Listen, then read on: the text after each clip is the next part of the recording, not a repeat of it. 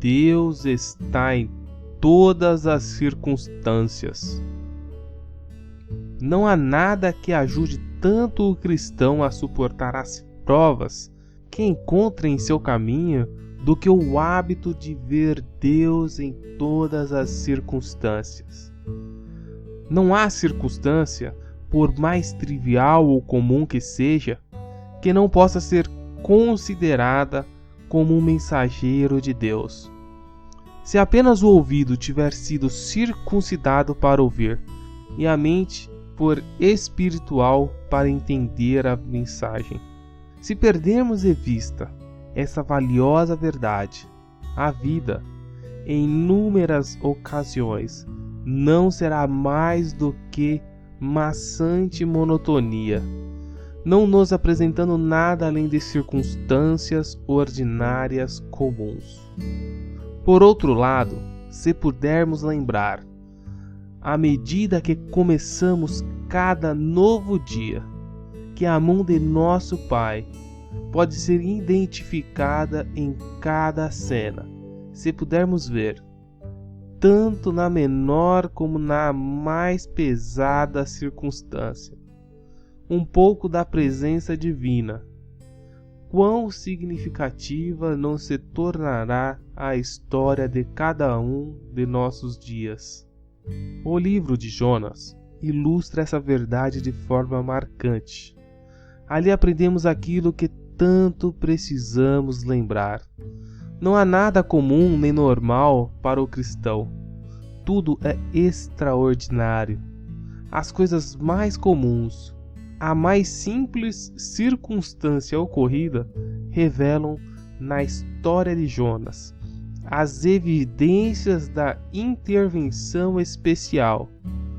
Para ver esses instrutivos pontos, não é necessário entrar em alguma exposição detalhada do livro de Jonas.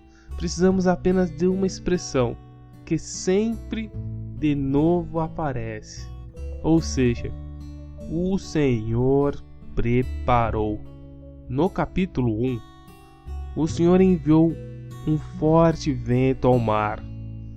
Esse vento continha a solene voz para o ouvido do profeta. Se apenas ele estivesse atento para ouvir. Jonas é que precisava de ensino. Foi para ele que o mensageiro foi enviado.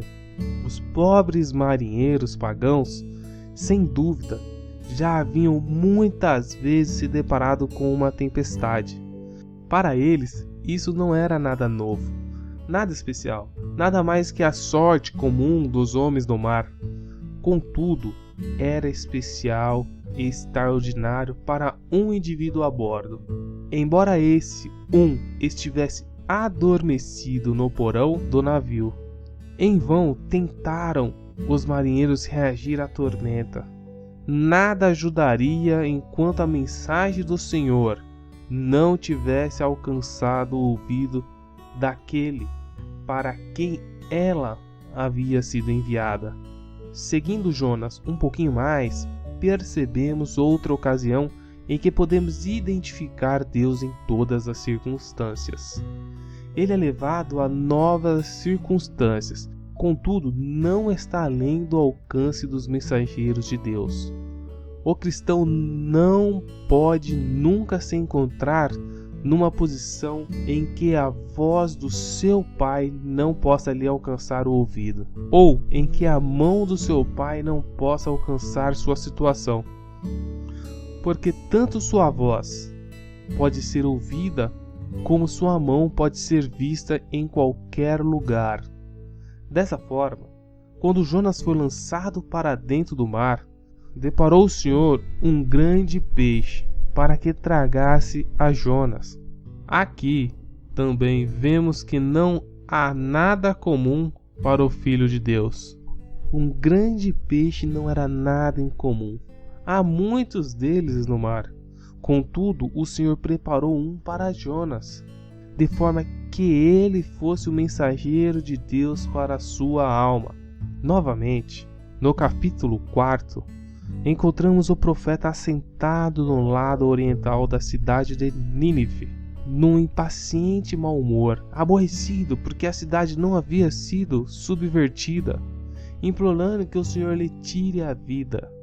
Parece que ele havia esquecido a lição aprendida durante 3 dias de viagem nas profundezas do mar, e por isso precisava de uma nova mensagem de Deus. E o Senhor lhe preparou uma aboboreira. Isto é muito instrutivo. De fato, nada havia em comum na circunstância da aboboreira.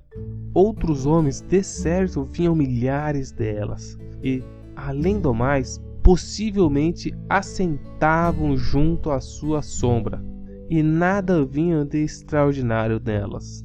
Mas a aboboreira de Jonas dava mostras da mão de Deus, e formava um importante elo, na corrente das circunstâncias através das quais, pelo desígnio de Deus, o profeta estava passando. A aboboreira, agora, como o grande peixe anteriormente, embora muito diferentes quanto à espécie, era um mensageiro de Deus para a sua alma. E Jonas ficou grandemente agradecido pela aboboreira. Anteriormente, ele havia desejado morrer, mas esse desejo era mais o resultado da sua impaciência e desgosto do que de um santo desejo de partir e descansar para sempre. Era mais aflição pelos acontecimentos presentes do que a alegria do futuro que fazia com que desejasse partir daqui. Muitas vezes é isso que acontece. Frequentemente estamos ansiosos de nos ver livres das pressões desta vida. Mas se essas pressões fossem removidas, o desejo cessaria. Se desejássemos a volta de Jesus e a glória da sua bendita presença, as circunstâncias não fariam diferença. Deveríamos então possuir esse desejo tão ardente pela volta dele como temos o desejo de nos ver livres de nossas atuais pressões e tristezas.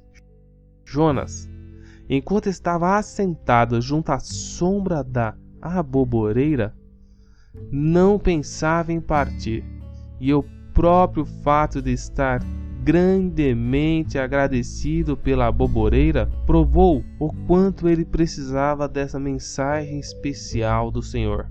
Ela serviu para tornar manifesta a verdadeira condição de sua alma, quando pronunciou estas palavras: Toma, eu te peço a minha vida, porque me é melhor morrer do que viver. O Senhor pode fazer até mesmo de uma aboboreira um instrumento para revelar os segredos do coração humano.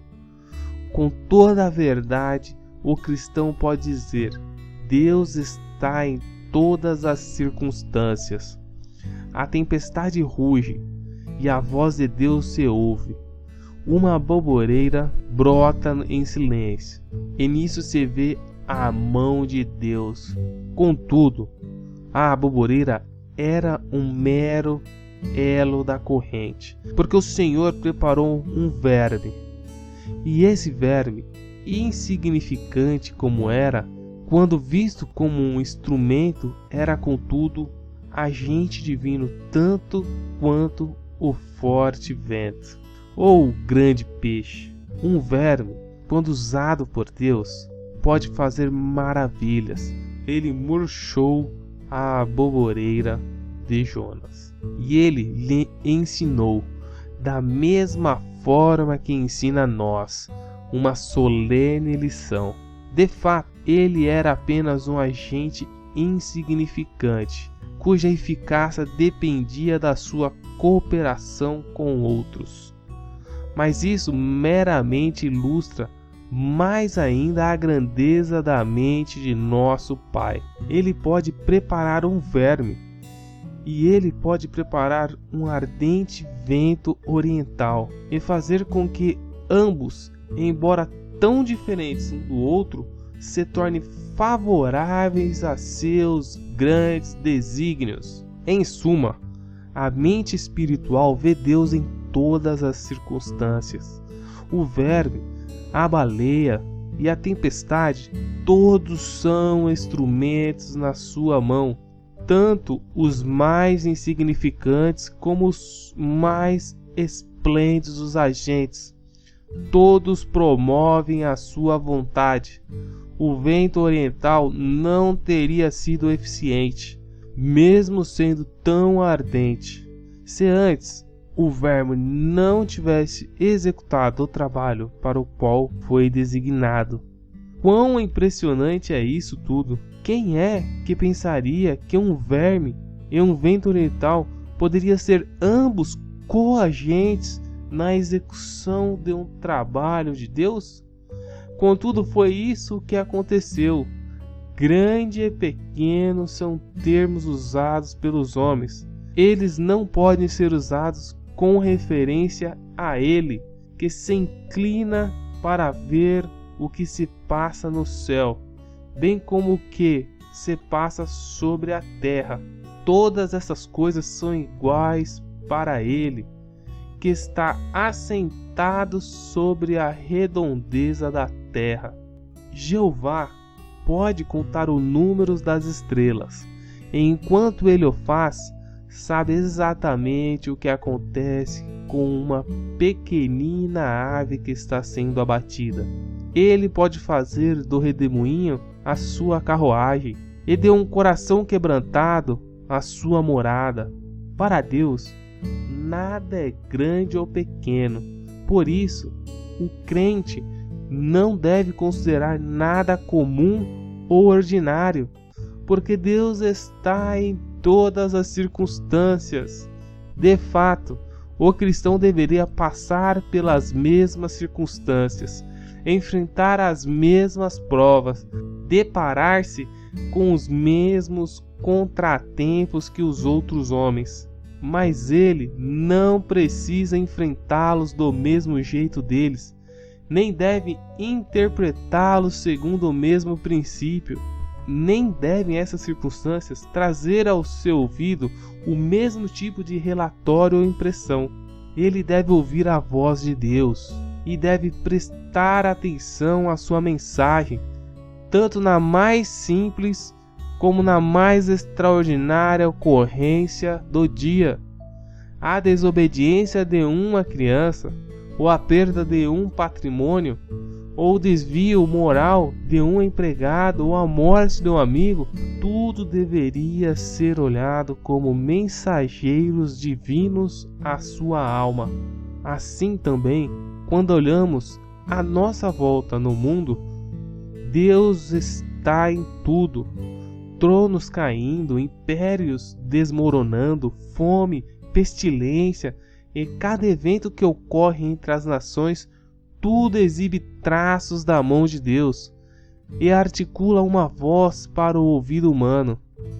O diabo tentará roubar do cristão a doçura deste pensamento. Ele vai procurar levar o cristão a pensar, no mínimo, que a mesmice das circunstâncias do dia a dia nada tem de extraordinário, mas é o que acontece com todos os homens. Mas não devemos nos submeter a ele nesse assunto.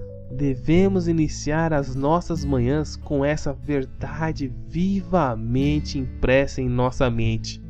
Deus está em todas as circunstâncias.